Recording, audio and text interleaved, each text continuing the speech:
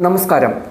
Fund തട്ടിപ്പിന് വേണ്ടിയാണ് 2020 സ്ഥാനാർത്ഥികളെ നിർത്തിയത് എന്ന അഖിൽ മാരാരുടെ ആരോപണം സാബു എം ജേക്കബിന്റെ പാർട്ടിക്ക് വിനയാകുന്നു. 40 കോടിയോളം രൂപ BJP തിരഞ്ഞെടുപ്പ് ഫണ്ടായി 2020 നൽകിയെന്നും ഇതൊന്നും സ്ഥാനാർത്ഥികൾക്ക് ലഭിച്ചില്ല എന്നുമാണ് അഖിൽ മാരാറിന്റെ ആരോപണം. ഇത് സാബു എം ജേക്കബ് നിഷേധിച്ചിട്ടുണ്ട്. തിരഞ്ഞെടുപ്പ് ചെലവ് നൽകിയത് 2020 തന്നെയാണെന്നാണ് സാബു ജേക്കബ് പറഞ്ഞത്. അഖിലിന്റെ ആരോപണങ്ങൾ 2020 തള്ളിക്കളഞ്ഞെങ്കിലും കൂടുതൽ പേർ പാർട്ടി വിടുമെന്നാണ് സൂചന. അഖിലിന്റെ ആരോപണങ്ങൾ വസ്തുതാവിരുദ്ധമാണെന്നാണ് സാബു ജേക്കബ് പറയുന്നത്.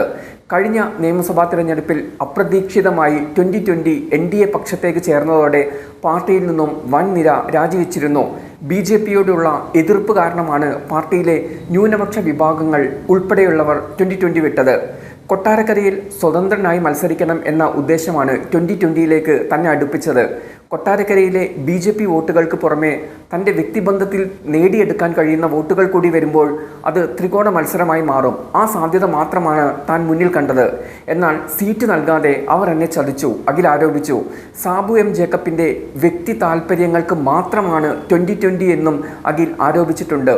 എന്നാൽ BJPയിൽ നിന്നും കൊട്ടാരക്കര സീറ്റ് ലഭിക്കാത്തതു കാരണമാണ് തൃക്കാക്കരയിൽ അഖിലിനെ മത്സരിപ്പിച്ചതെന്നാണ് സാബു ജേക്കബ് പറഞ്ഞത്. സാബു ജേക്കബുമായി നടത്തിയ വാട്സപ്പ് ചാറ്റുകളും അഖിൽ കഴിഞ്ഞ ദിവസം പുറത്തുവിട്ടിരുന്നു.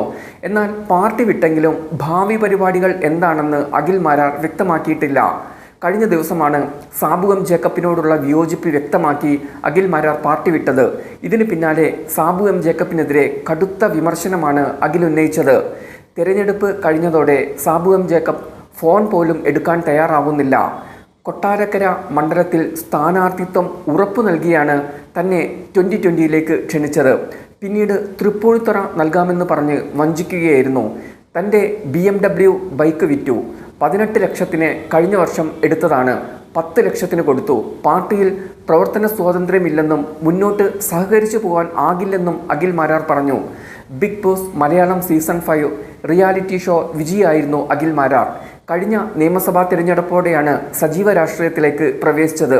നിലപാടുകൾ തുറന്നു പറയാറുള്ള അഖിൽ 2020യിലാണ് ചേർന്ന് പ്രവർത്തിച്ചത്. തൃക്കാക്കരയിലെ 2020 സ്ഥാനാർത്ഥിയായി മത്സരിച്ച അഖിൽ കഴിഞ്ഞ നിയമസഭാ തിരഞ്ഞെടുപ്പിൽ വലിയ പരാജയമാണ് ഏറ്റുവാങ്ങിയത്.